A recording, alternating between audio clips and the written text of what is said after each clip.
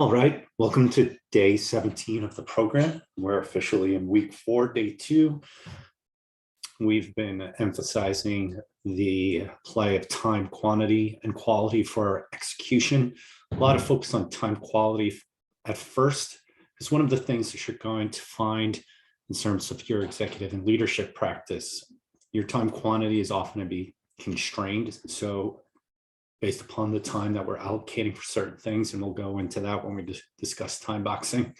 We want to make sure we're showing up to that time with the highest quality experience for ourselves and others. And today we're going to take one step deeper in that to segment out that quality experience by defining the roles that we play. And it's not just the roles that we play as a professional, it's also in our personal life. So, and this is not the job role. It could be the job role, but also other roles. It's not just the job role. It could be other roles that you play within your organization, within your personal life, with friends, etc. So it's important to understand how this applies to your leadership practice, but it does bleed into other areas, and all the areas impact one another. And that's what we're going to talk about today in order to efficiently scale your execution of the strategies that you're developing. So there's been this sense historically of just throwing more time at something, working harder and harder and harder. That way of working isn't, I'm not going to say that that's necessarily bad. I'm just saying if you look at the numbers and the data on this, it's essentially diminishing returns over time. So you hit a certain number of hours in the week on a specific role, and after those hours, the quality of the time or the productivity just starts to sink per unit of time. So the other way to look at it is all the different roles that we play in our life and maximizing those roles to their fullest so that when we show up to any role in our life, it's a quality experience because everything is connected. We need to look at it holistically.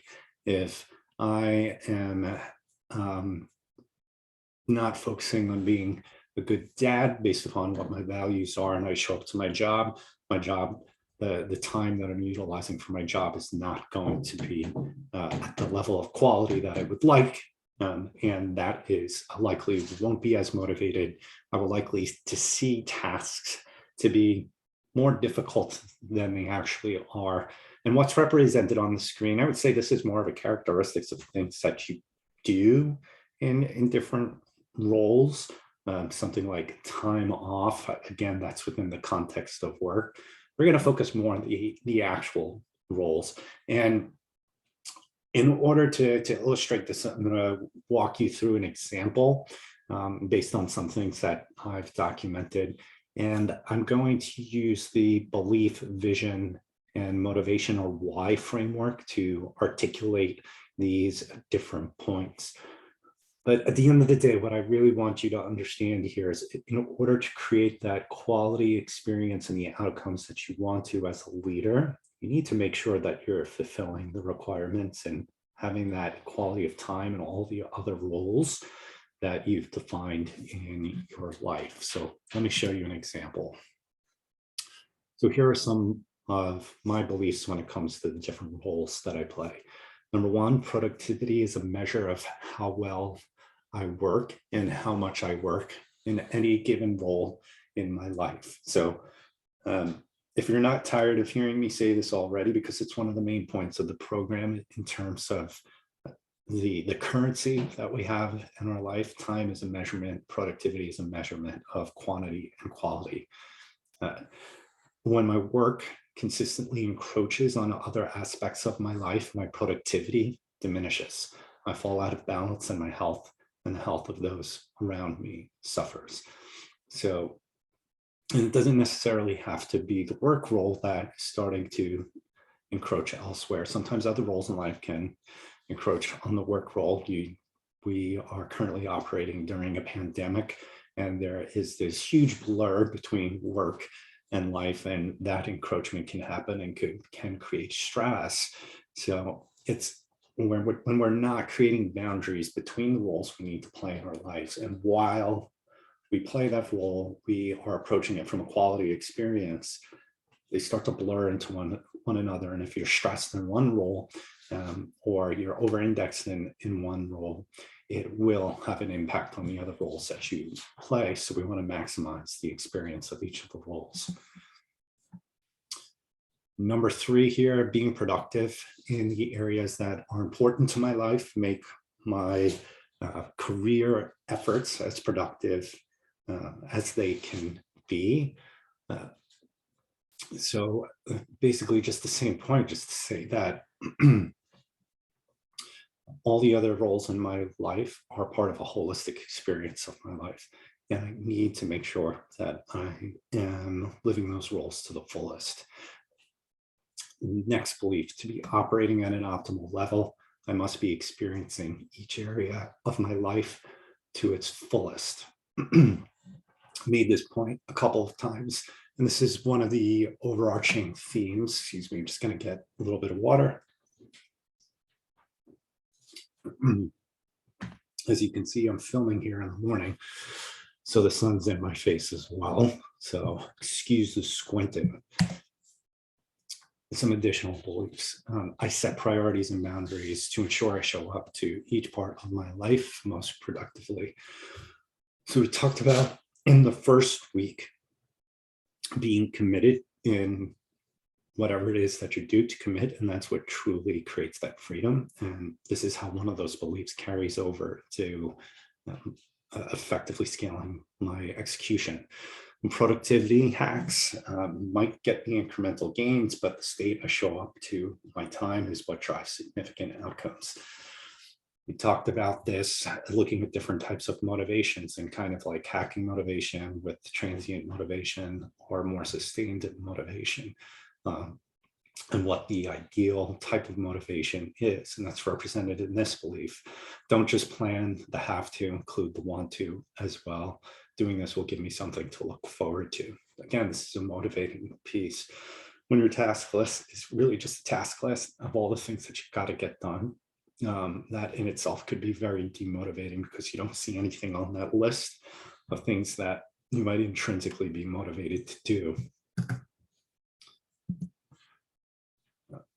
So the priority roles in my life, and these are ones that I've selected for myself, are self, husband, father, friend, son, brother, and worker. So, and within these roles, I prioritize my health and well-being by focusing on what intrinsically motivates me at my job, consistently taking rest and time for reflection, devoting my time to my physical and spiritual health through the practices of weight training, healthy eating, meditation, gratitude, and other methods of connecting to things beyond myself.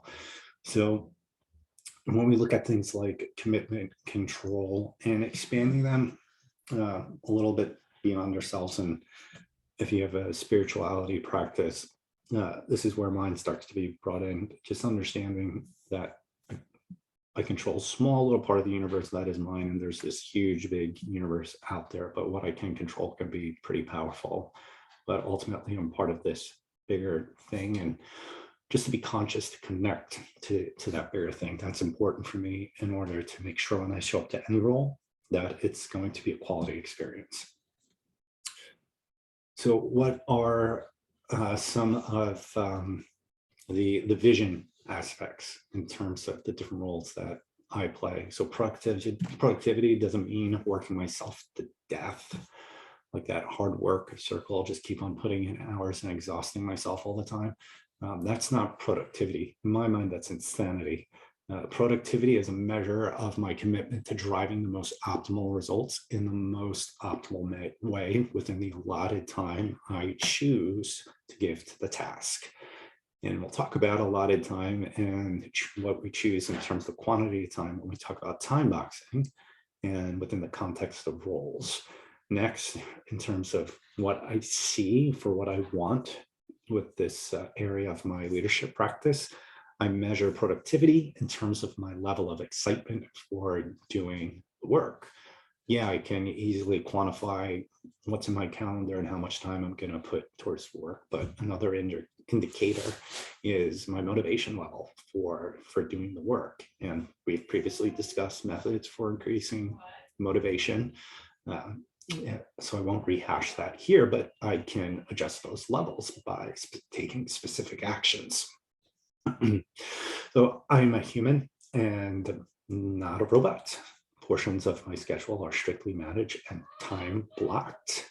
Others are blocked out, but what is done during that time is flexible to support anything during the day I'm inspired to do that may not originally be on the weekly plan. So this is part of time boxing. We'll go into that and within the next couple of days. Essentially, there are a handful of human needs, and a couple of them are security and variety. So you might find yourself in a situation when you're looking at creating quality experience and increasing your productivity. You may be frustrated, and one of the traps of sometimes becoming too robotic is being overly secure. So you don't allow for enough variety. You don't allow for an opportunity to go off on a tangent for something that excites you.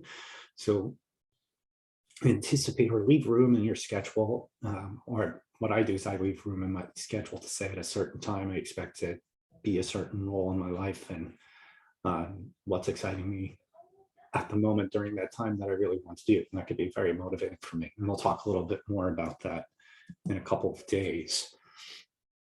Further on my vision, so what I see for myself because of the roles that I play, my schedule is a guide, and almost certainly things come up that require me to change my plans.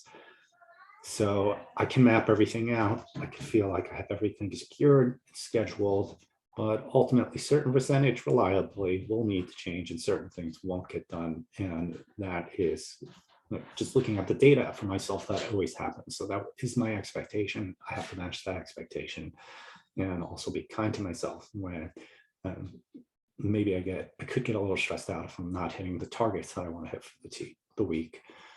I prioritize improving my health in the morning, and that leaves me energized to tackle what I plan for the day. So in terms of health and working out or some type of fitness or mindfulness or meditation routine, just preparing for the day. A lot sometimes just to get set and get yourself in the right mood can be crucial in terms of the quality of time throughout the day.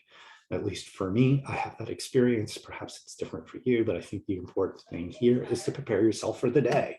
And do you have some type of ritual or routine that gets you into that right mindset? When I'm not fulfilling my role as worker, I am fully devoted and focused on the other roles in my life, and that's vice versa, right? So I could say that about any role, and that's how I set up commitment and boundaries, so that when I show up to that role, that part of my day, that part of my calendar, my goal is to create the best quality experience within that role. Moving on from beliefs to vision, and ultimately my big why my beliefs are this way, why I see what I want to build, my vision is this way. It's because I want to have a successful career and life. You know, I'm a big fan of sometimes thinking about the deathbed question. If I'm on my deathbed question, would I complain I couldn't do X anymore? That really helps put things in perspective, at least for me. Interesting question to ask yourself when you need to make a decision that's more holistic of all the roles that you play in your life. So while my career is one area that gives me purpose, there are multiple others that are just important, if not more important than my career. So things like my family, my marriage, my friends, etc. Those are all important things. My career is very important. Without one, I probably wouldn't be happy in the rest of my life. But especially as I experience more and more to life, for me, I realize in terms of my motivation, I need all of these things in order to make each one of those things a quality experience. And then life is finite. I want to create a legacy for those important to me. The example, time is the currency of life. You've heard me say that multiple times. I truly believe that. That is highly motivating for me. Once my children were born, I really started to kick in that I'm not immortal. The only way I am immortal is through my children and my family and the impact I have on other people. And that creates a sense of legacy for me. And that's important. That's also one of the reasons why I'm doing this program to share this knowledge that and experience that I've accumulated over a few decades. So it's a big motivator for me. Some other motivations or whys, time is not only a distance, but also an emotional state. I choose to travel that distance within. Again, quality of the experience. I want to be content as much as possible in any given role in my life. I create a clear distinction between happiness and contentment. Happiness is almost like a high, and then there's a low, but contentment is more of an even keel experience of being satisfied. I enjoy the accomplishments, however, their emotional impact can be fleeting. How I work is often the thing I take pride in, is why people remember me, and I positively contribute to their lives. Again, this is the time quality experience, like the experience of working with you in terms of a personal level is what leaves that imprint with people. Your accomplishments, and again, we're targeting these exemplary accomplishments. They're the things that enable you to traverse and move up through your career, and the experiences and the people level things, especially within the same organization or through your network, are transferable and add that extra weight to achieving the goals that you want to in your career, but also in other aspects of your life, like creating those great experiences with people bleeds into all other areas of your life and really is like the blood of your life. And ultimately, again, not being too morbid, but something I believe that I will leave behind and how others will remember me. So I love my wife and children. I want them to see an example of achieving what you set your mind to, and it doesn't have to cost all aspects of your life. So again, not sacrificing the other roles for another role, looking at all the roles as a holistic life experience for myself and those that are experiencing it with me or that we're connected in some way. So what are the action items today? Covered some deep stuff, right? This usually happens when you walk through a belief, vision, and why or motivations exercise. So I strongly encourage you to do this. Like, what are the roles that you play in your life, or what are the roles that you want to play in your life, and what are your beliefs around them? Where do you want to evolve them, or your vision, and why? Why is that important to you? So go ahead, go do the exercise, go get your practice in. And this is really going to help shape your time quality and also inform things like time boxing when we get to that in a couple of days. So I will see you tomorrow. Start contemplating some things about all the roles that you play in your life, not just your career. All right, talk to you soon.